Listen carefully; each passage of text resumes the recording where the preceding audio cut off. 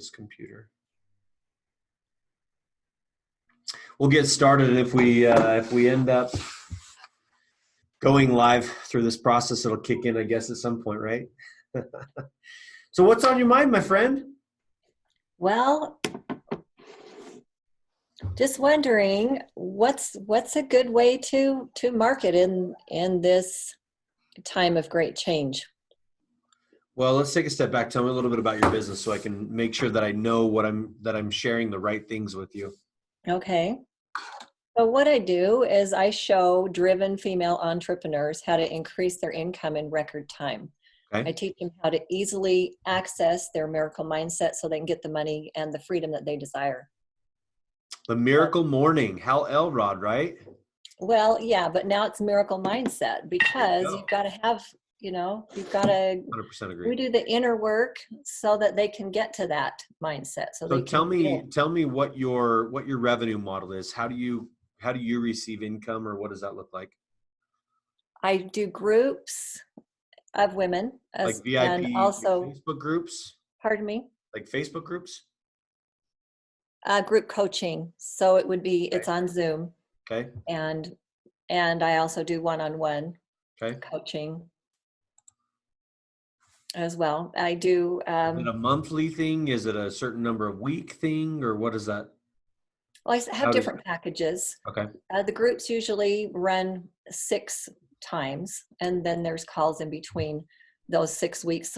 They get some personal time with me also in group, and we do a lot of EFT. I don't know if you've heard of that, tapping, and look at where their attitudes and their beliefs about money come from. And then in the one-on-one, it's the same kind of thing, only it's way more intense, way more personal. We do a lot of digging. The group happens to be usually 10 women, I would say. I like to keep it a kind of a small group so that I can give them each their attention that they need.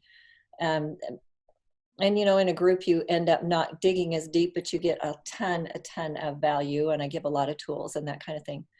The one-on-one, I do a 3-month, 6-month, and sometimes even a year working with people. Mm-hmm. And it's pretty incredible, the aha moments that they have and the way that they can then reframe what their goals are and even what they're able to do. Yeah.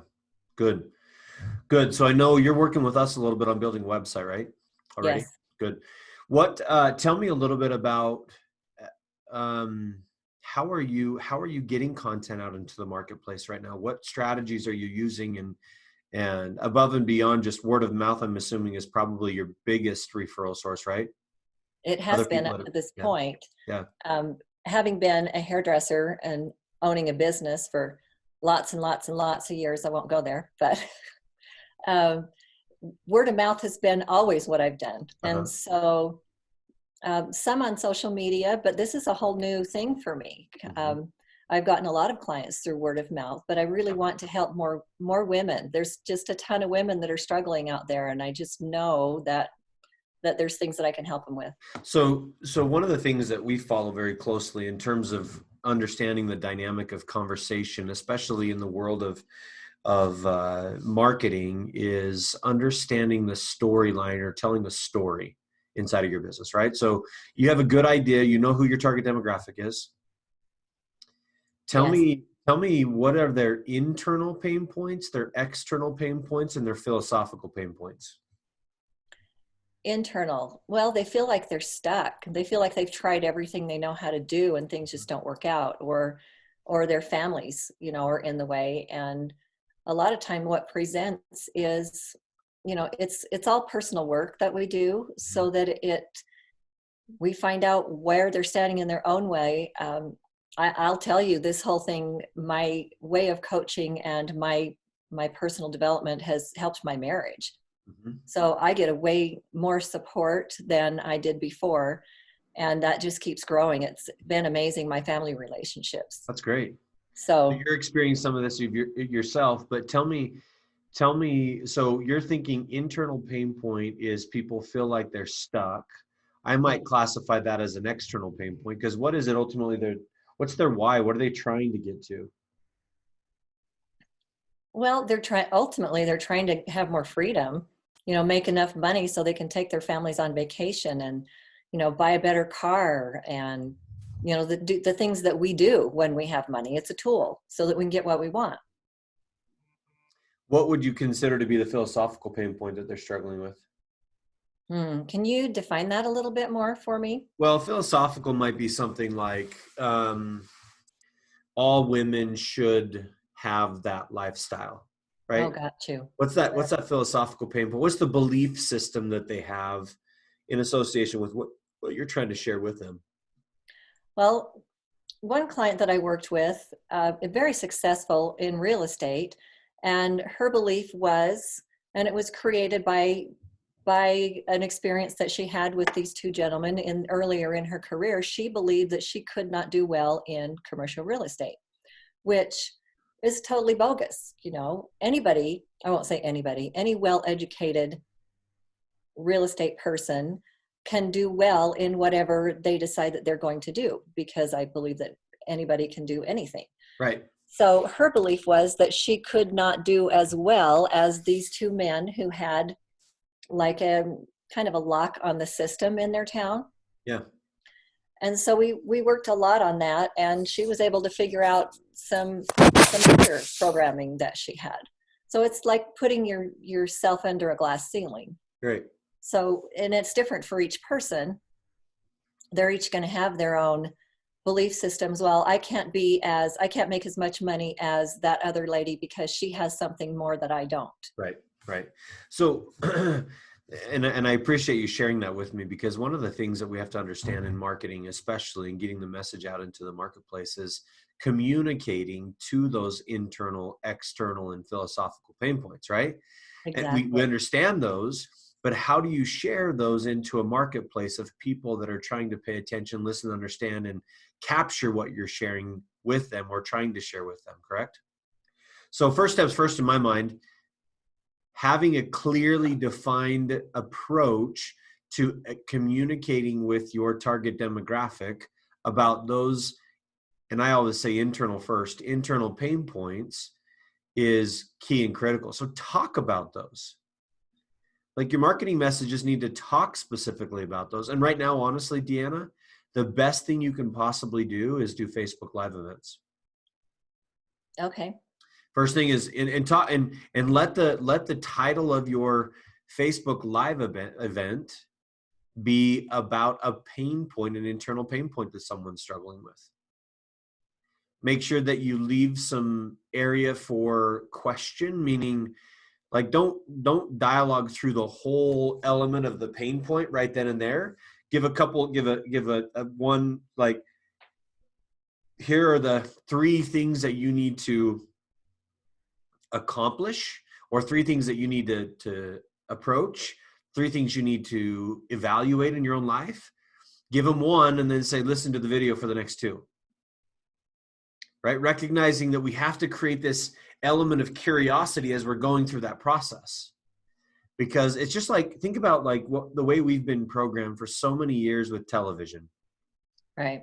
The reason that they have episodes is they always leave you hanging at the end of one episode going into the next episode, right? So I want you to put teaser language in the actual context of your Facebook Live event that will lead them and not force them, but encourage them to listen into the actual episode. Does that make sense? Yes. So use emojis. I know it's going to sound funny, right? Because not most people don't use emojis very often, but use emojis. As you're creating the text for your Facebook Live, and emojis get a lot more engagement than if you don't have that. That's good, because I love emojis. Yeah, and right? I have stayed away from those because nobody uses them. So yeah, I'll go there. Yes. Use those on your Facebook Live events and give everything away for free. Everything. Okay. You might think I'm crazy because that's your secret sauce, right?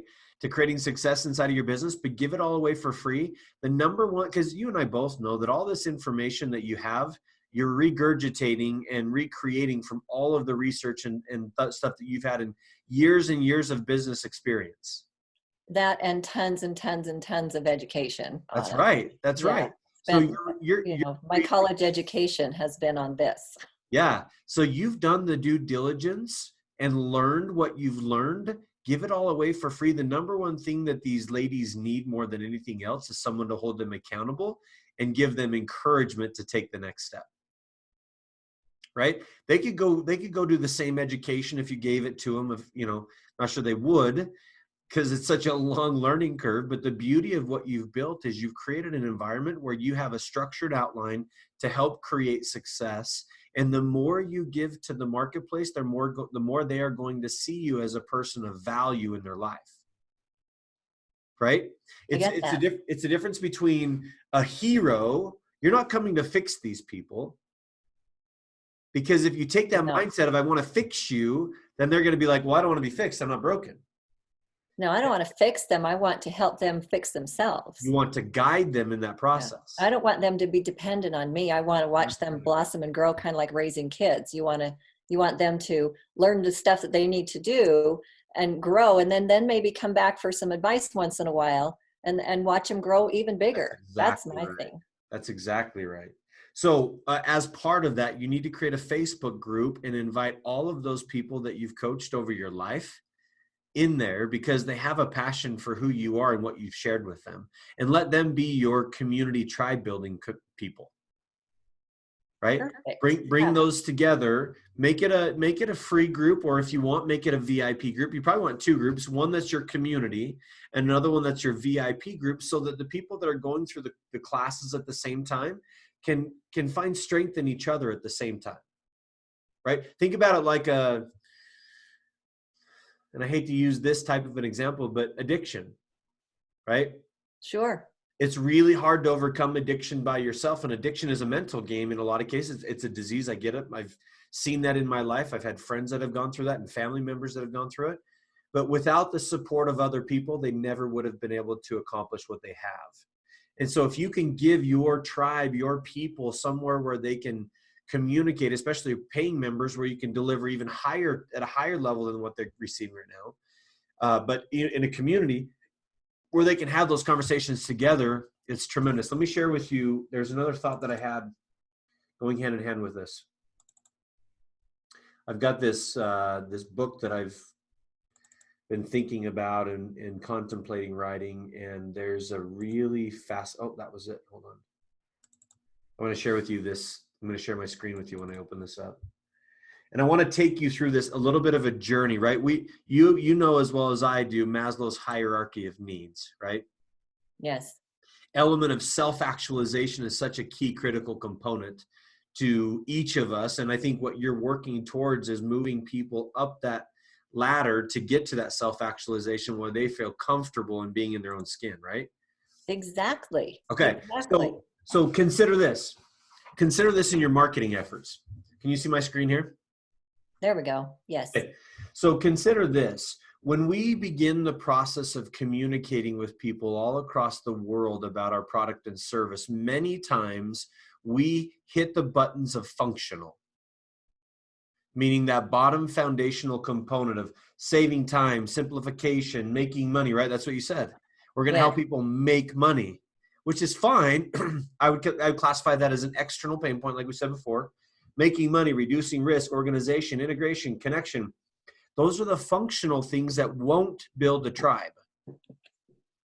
Okay? They'll begin the process of capturing attention, but they won't necessarily build a tribe.